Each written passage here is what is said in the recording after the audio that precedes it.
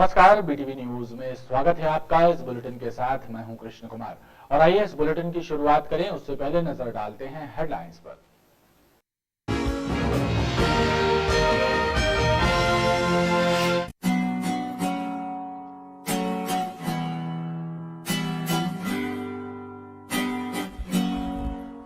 Delhi public school, Nagpur road, Tilwara, Jabalpur.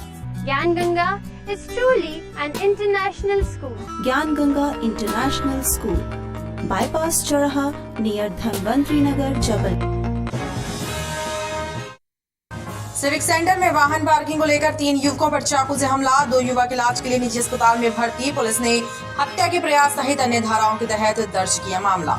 Holi के पूर्व शराब तस्करों और अवैध शराब बनाने वालों पर पुलिस और आबकारी विभाग ने कसा शिकंजा। गोहलपुर पुलिस ने टाटा लोडिंग वाहन से बरामद की लाखों की शराब। आबकारी विभाग ने चांदमारी इलाके में अवैध कच्ची शराब बनाने के ठिकाने पर मारी रेड। जबलपुर पुलिस ने किराएदारों की जानकारी छिपाने वाले 19 मकान मालिकों और 4 होटल संचालकों के विरुद्ध दर्ज किया मामला। शहर में बढ़ती आपराधिक वारदातों पर लगाम लगाने बाहरी व्यक्तियों की जानकारी जुटा रही पुलिस। बोर्ड की 10वीं और 12वीं कक्षा का मूल्यांकन कार्य तेजी पर है। मूल्यांकन कार्य 50% हो चुका है। मूल्यांकन का द्वितीय चरण 17 मार्च से प्रारंभ होगा। 1.25 लाख कॉपियों में से 60,000 कॉपियां चेक हो चुकी हैं। माध्यमिक शिक्षा मंडल भोपाल द्वारा आयोजित कक्षा 10वीं और 12वीं का परीक्षाफल अप्रैल माह के दूसरे सप्ताह तक घोषित होने की संभावना है। मूल्यांकन कार्य तेजी से हो रहा है। एमएलबी स्कूल में चल रहे मूल्यांकन कार्य का प्रथम चरण पूर्ण हो चुका है और इसका दूसरा चरण 17 मार्च से प्रारंभ होगा। इसके लिए 350 मूल्यांकनकर्ताओं की ड्यूटी लगाई गई है। मूल्यांकन चल रहा है हमारे यहाँ कक्षा 10वीं और 12वीं के लिए। प्रथम चरण का मूल्यांकन हो गया है, करीब 50% से ज़्यादा हो गया। द्वितीय चरण का मूल्यांकन 17 तारीख से प्रारंभ होगा। तो मूल्यांकन के साथ साथ अंकों की ऑनलाइन फीडिंग भी चालू है। हाँ, अभी हमारे यहाँ 350 करीब मूल्यांकनकर्ता उपस्थित हो रहे हैं। अभी 60% करीब हो गया है मूल्यांकन। अधिकारियों के मुताबिक मूल्यांकन कार्य पूर्ण करने के लिए 20 दिनों का लक्ष्य तय किया गया है। विगत दिनों स्कूलों के निरीक्षण के दौरान अनुपस्थित पाए गए शिक्षकों पर कार्रवाई नहीं करने पर डीपीसी को कलेक्टर ने बैठक से बाहर का रास्ता दिखा दिया और उनके विरुद्ध अनुशासनात्मक कार्रवाई करने के निर्देश दिए। वहीं डीएल बैठक में आदिवासी छात्रावास मामले में उदासीन रवैया अपनाने के कारण आदिवासी विकास विभाग के सहायक आयुक्त का 1 दिन का वेतन राजसात करने के भी आदेश दिए गए हैं। कलेक्ट्रेट में आयोजित हुई टीएल बैठक में कलेक्टर ने अधिकारियों को सीएम हेल्पलाइन के प्रकरणों का निराकरण सुनिश्चित करने को कहा है। उन्होंने कहा कि एक भी प्रकरण का निपटारा गुणवत्तापूर्ण न होने पर कार्रवाई की जाएगी। इस दौरान उन्होंने निम्न गुणवत्ता पर प्रकरणों का निराकरण करने वाले कुछ अधिकारियों का 1 दिन का वेतन काटने के निर्देश भी दिए।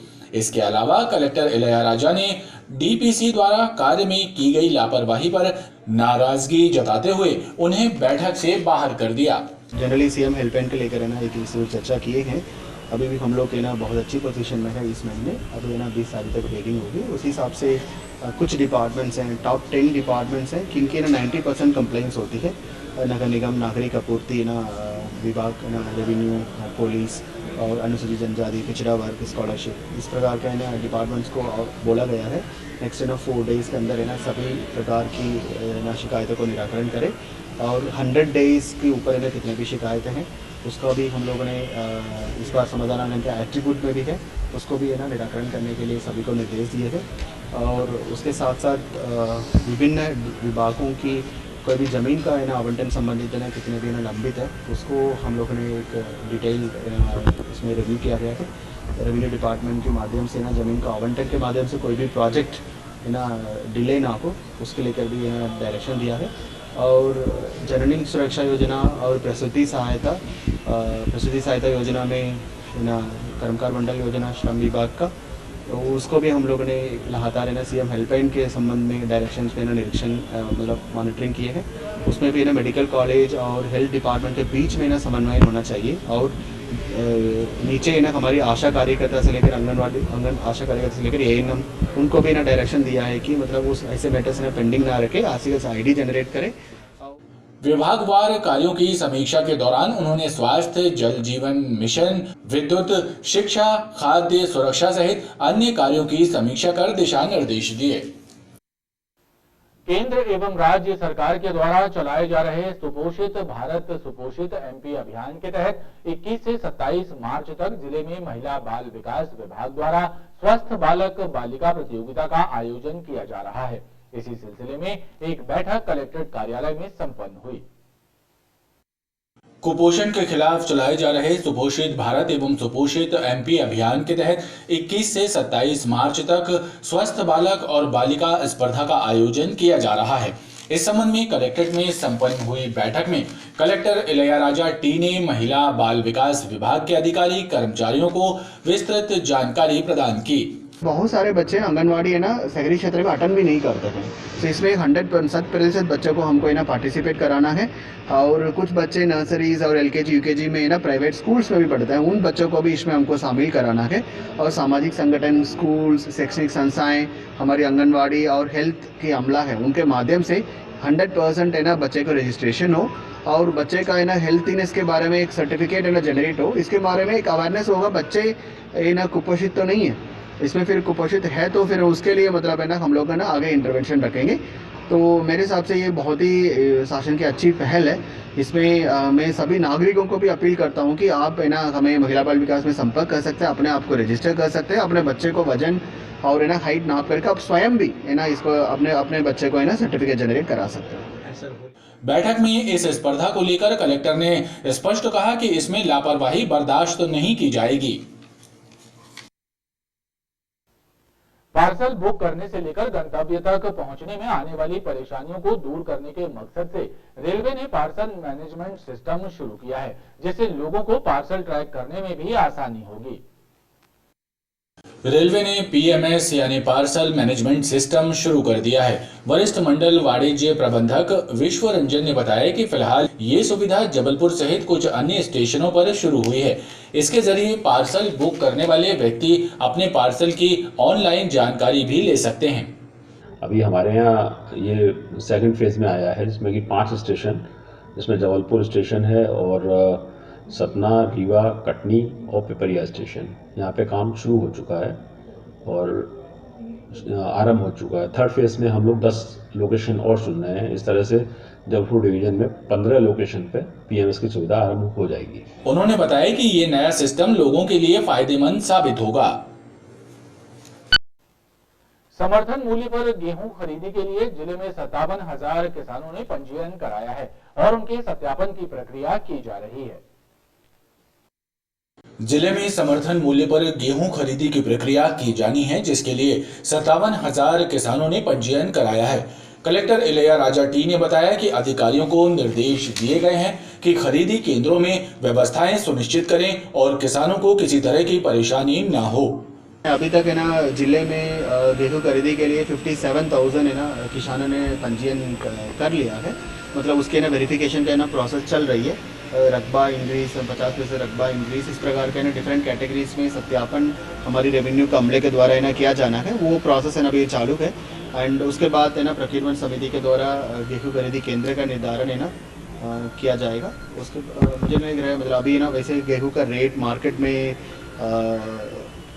फेयर है ना हमारी कितने है ना हमारी फेयर प्राइस है हमारी उससे ना ज़्यादा ही है। बट होप मतलब है ना हमारी गेहूं खरीदी केंद्र है ना सही तरीके से इस बार भी ना संचालन होगा और बिना परेशानी का है ना गेहूं खरीदी के लिए मेरे द्वारा अभी समिति प्रबंधकों को भी एक मीटिंग लिया गया है। कितने भी समिति है। महंगाई का सबसे ज्यादा असर मजदूर वर्ग पर पड़ रहा है। आलम यह है कि त्योहार के मौके पर मजदूरों के हाथ खाली हैं। जब पैसे ही नहीं रहेंगे तो त्योहार कैसे मनाएंगे। लगातार बढ़ रही महंगाई के कारण रेत, सीमेंट, गिट्टी और लोहे के रेट आसमान छू रहे हैं और नए निर्माण कार्यों की गति बेहद धीमी हो गई है। इसका सीधा असर मजदूर वर्ग पर पड़ रहा है। काम की तलाश में ग्रामीण क्षेत्रों से जबलपुर आने वाले मजदूर निराश होकर वापस लौट रहे हैं। निराशाजनक बात यह भी है कि त्योहार के मौके पर भी मजदूरों के हाथ खाली हैं। होली पर जब 3-4 दिन सब काम बंद रहेंगे तो ये संकट और भी कठिन हो जाएगा। बेचारे गरीब लोग बैठे हैं, बेलदारी आ ही नहीं रहे, रेट नहीं बढ़ रहा है, सब गरीब मजदूर बैठे हैं, जो रेट मिलना चाहिए वो रेट मिल नहीं रहा है। त्यौहार आ गया, बेचारे गरीब तो बैठे हैं, अब उनको काम धंधा कहाँ से मिलेगा।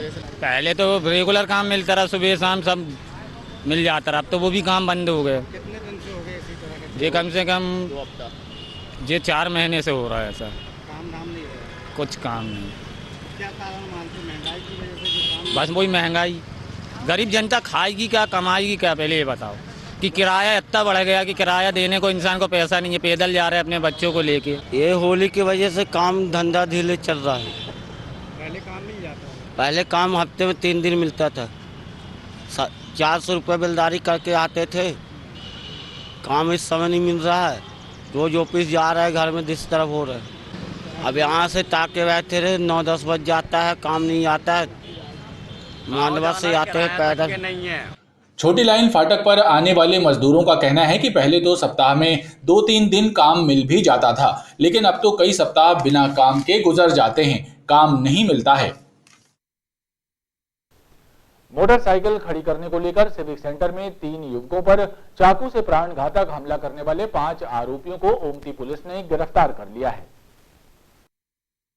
बीती रात सिविक सेंटर में गाड़ी खड़ी करने को लेकर शिवनगर गढ़ा निवासी दिव्यांशु, प्रियांशु और अनूप पर चाकू से हमला कर उन्हें घायल करने वाले 5 आरोपी ओमती पुलिस की गिरफ्त में हैं। ओमती पुलिस ने बताया कि सीसीटीवी फुटेज और पूछताछ में पता चला कि आरोपी राहुल सोनकर, ऋषु सोनकर, अंकित सोनकर, राम गोपाल और अनिल सोनकर हैं, जिन्हें गिरफ्तार कर लिया गया है। सिविक सेंटर में मोमोज खाने गए थे, वहाँ पर गाड़ी खड़ी करने को लेकर कुछ उन लोगों से उनका विवाद हो गया, जिस पर अनूप सैनी वहाँ पर पहुँचा।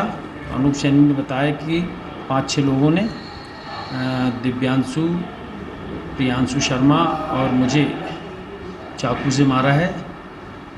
अनूप सैनी की रिपोर्ट पर धारा 147, 148, 149, 307 IPC का मामला पंजीबद्ध कर कल रात में ही विवेचना में लिया गया।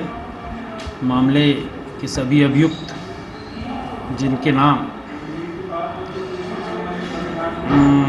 अंकित सोनकर, राहुल सोनकर, राम गोपाल और ऋषु सोनकर हैं, उनको गिरफ्तार कर लिया गया है।